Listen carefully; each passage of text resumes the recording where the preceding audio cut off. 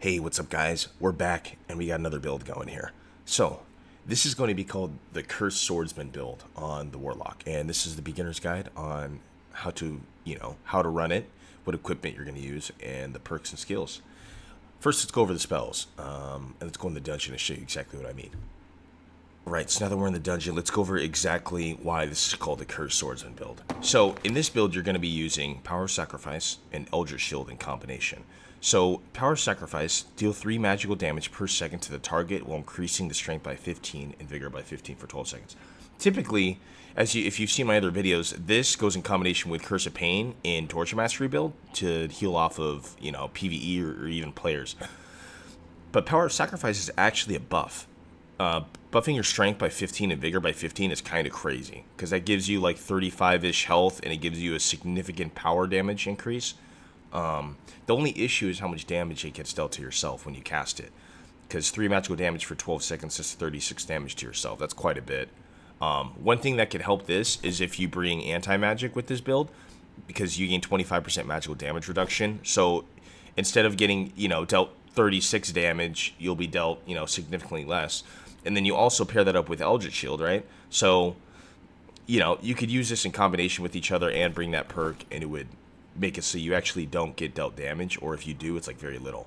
And typically when I run this build, I pre-pot with a potion, because this lasts for 20 seconds, and then you hit Eldritch Shield, and then you hit Power Sacrifice. And then you see down here I'm getting healed by my potion. If I do get hit with a couple ticks, it shouldn't be too bad. And just like that, I heal up a little bit. Bam. It heals up perfectly because the potion lasts long enough. So even those last couple ticks on Power Sacrifice gets covered up with the health potion. So essentially that's pretty much this build. You could bring Bloodstained Blade, of course, and make this even stronger. But just keep in mind, if you bring Bloodstained Blade, you're probably going to want to bring Shadow Touch to kind of offset some of the damage you do to yourself. But that's pretty much it. It's pretty strong. It increases your, let's actually take a look here. With this build, I have 16 strength. You drop Power Sacrifice on yourself, you go up to 31 strength, which is kind of crazy. Jumps you all the way up to 16% physical power bonus. So you're going to be hitting really hard. So that's essentially how you use the spells in combination. Alright, so now that we're back in the lobby here, let's go over exactly what our perks, skills, and equipment are going to be, now that we know how to use the Cursed Swordsman build. So first, with the skills, of course, we're going to need spell memory, because we've got to be able to cast the spells. And for this build particularly, we're going to run BOC to hit even harder with the melee attacks, because this is going to be a primary melee attack build. Not going to be cursing too much, because we're actually not going to bring Torture Mastery or Hydra Drain. So it's going to be buff melee focused on this one. Okay, so as far as the perks go, obviously we're going to run Shadow Touch, dealing 2 true damage and healing 2 true damage, or 2 health off the enemy when you hit them. This is a really good perk because if you do decide to run Bloodstained Blade, it can, it can offset some of the damage, because Bloodstained Blade, you deal 3 damage per swing, but it gives you 5 weapon damage. So you only be, each time you hit him, it'll only do you 1 damage, which is pretty much nothing. This also is good just for keeping you alive in general, to sustain when you're in the dungeon. Say you accidentally get hit by something, and you're like, man, I don't want to heal up. And because we don't have Torture Master or Hydra Drain, we got to have some way of healing. So we're going to run Shadow Touch. You can heal up PvE relatively easily. As far as the next perk we're going to run, we're definitely going to run Dark Reflection. Since this is a primary melee build, most melee builds, you want to run Dark Reflection on Warlock, because you're going to be going face to face, and this right here can actually chunk them, depending on, how much magical power scaling that you have. This is a really good perk to have. For the third perk, we'll probably be going with Anti-Magic. So Anti-Magic's good in certain situations. Because you're using Power Sacrifice on yourself, there's a few extra ticks to yourself, so this reduces the amount of damage that you deal with your own curses. Or say that you're fighting another Warlock and he's cursing you, that kind of scuffs your build a little bit, right? Because you're using Eldritch Shield. So if he curses you and you pop an Eldritch Shield on yourself, your Eldritch Shield is going to break quicker. So you won't be able to actually use this build. So this actually will reduce the amount of damage from other Warlocks, Wizards, This does not work with Cleric because Cleric uses Divine Magic. Let me just specify that. So it's only 25% magical damage bonus to all magic damage that is outside of Divine Magic. Let me just specify that. So these 3 perks I think we're going to run. We're not running Torture Mastery. It just costs too much for the spells. That's primarily the issue, because if you do run Torture Mastery, if you look over at Eldritch Shield, it costs 12 just to cast, and Power Sacrifice is 18. So just casting these 2 spells is going to cost 18, which is a little bit too much in my opinion. And then if you decide to, run Bloodstain, that's what, 24? Like, that's just, it's too much. That's a quarter of your health almost just for casting your spells. And if we're not running a Torture, I guess you could run it this way with Torture Mastery, right? You could heal off mobs, but you're really dependent on healing off of mobs too, because if you cast all these on yourself, that's 24, then you got to cast these 2 on 1 minion, that's another 12. So that's 36 damage to yourself just to start a heal on a PvE and buff yourself.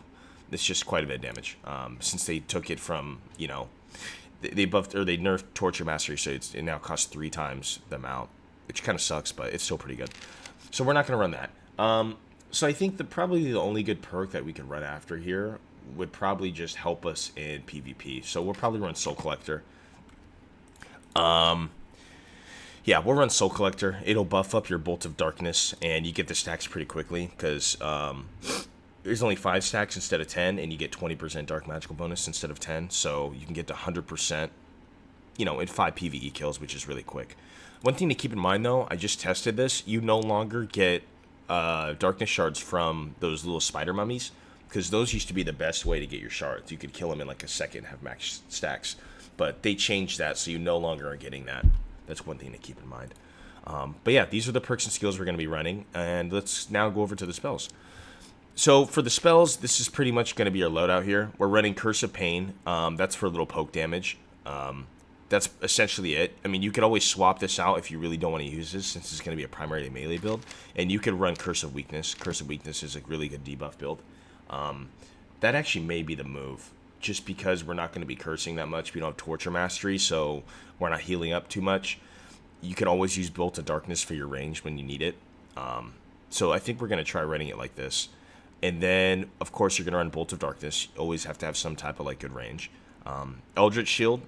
Of course, we got to run this in combination of Power Sacrifice. One thing to keep in mind with Eldritch Shield, when it does break, right? So say you Eldritch Shield yourself with Power of Sacrifice. After it breaks, for the next 4 seconds, your Dark Bolt will do 20% more damage. So right when it breaks and you start getting hit with ticks, like the last 1 or 2 ticks from Power Sacrifice, that's when you can cast a Bolt of Darkness on them, and it'll do a decent amount more damage to them. I believe it'll do probably 3 more damage to them, 3-ish, 3 to 5. So that's pretty good. We'll also try running Bloodstained Blade here, and we're going to run that with Power Sacrifice. So these 2 buffs together are going to give me 15 Strength, 15 Vigor, and then it's also going to give us 5 weapon damage. And if we do this correctly, we shouldn't do too much damage to ourselves, and our output damage should be pretty insane. So that's pretty much this build here. Next, we'll just go into the equipment. And before we go into the equipment, though, it's important to note that this build, you're going to want to bring a lot of potions. It's essentially going to be a potion chugger on Barbarian type of build, because we're not running Torture Master or Hydrain, so we're going to really need to be slamming potions whenever we can to offset some of that damage you do to yourself. But yeah, let's go into our Squire. And once again, Squire build. If you want to get more Squire gear, make sure to do your quests, guys, because that's the best way to do it, and it's totally worth it in the long run. When you start to get your quests done, it makes going in with base kit, you're a lot stronger, and it makes it so you can actually do 0 to hero runs if you want, which is very nice in High Roller. But yeah, that's pretty much it. Okay, let's go over the equipment. So equipment, I took a few pieces off here, but we're actually going to go with Occultist Tunic for the strength. We're going to go with the Occultist Pant for the strength. This build, you want to have a decent amount of movement speed, so we're not going to run a Heater Shield. We're just strictly going to run a Falchion, a Spellbook. We're going to run Occultist Tunic, Occultist Pants for strength. For movement, we're going to run Shadow Mask for the extra agility and dex and strength, and then Lightfoot Boots. And then for the gloves, I already tested this out. You pretty much have to run Rawhides unless you have better grade stuff. You have to run Rawhides to have enough knowledge for your kit. So this essentially is what the kit is going to look like, the base kit, Squire kit. And remember, this is for new players. Obviously, this will change drastically if you decide to put on gear that's really good, like blues and purples, and you want to go into like above 25 or high roller. Like this obviously can vary a lot differently because you can get stats that can offset other stats, and yeah, that's a whole nother thing. This is just a beginner's guide. But yeah, this is pretty much the build we're going to run. We'll buy a bunch of potions too. Like I said, you're going to need a lot of potions for this build. Probably 4 stacks should be good. And I actually like to bring a lantern as well, so you can see while you're swinging. Because sometimes you run into a rogue, they turn off all the lights. It can be pretty damn annoying. And it's nice to be able to see around you. Depending on the map location, it gets pretty dark. So yeah, this is pretty much going to be the build. You know, it's not too complicated. It's really strong. You do hit a lot. We're going to do a damage test here before we go in to do some PvP. But yeah, I know this is pretty strong, especially with Dark Reflection. I think the output damage is just going to be way more than they can do to you, unless they run like, you know, a halberd or a bardiche or some long-range weapon where they can outreach you. I think you can pretty much cook most people. And if you look at the move speed bonus here, you're at 99%, which is not bad at all. And that's, you know, due to the Lightfoot boots and the Shadow Mask. The extra agility really helps. And yeah, that's pretty much it. So the Discord is going to be in the description. Once again, if you'd like to join, we got a bunch of new people in there. Everyone's really friendly. I believe today is Sunday, and I'll probably be dropping this video. You'll see this in an hour. And we're probably going to be doing some Wyvern runs tonight. So hop in the Discord if you would like to join us in this adventure. Our duos kill race tourney has been postponed till next weekend. We're really tired. But if you'd like to sign up for that, hop in the Discord, DM me and say you're interested. It's free entry. The rewards are pretty decent if you get first place. Last week's, I think it was 2 gold coin bags per player on the team. So it was a duo winner. Each team got 2 coin bags. The coin bags at the time were worth about 6k each. So you got about, what, 14k each for first place. That's not bad. But yeah, I hope this video helps. We're going to get into the PvP now, show you exactly what I mean. And yeah, make sure to like the video.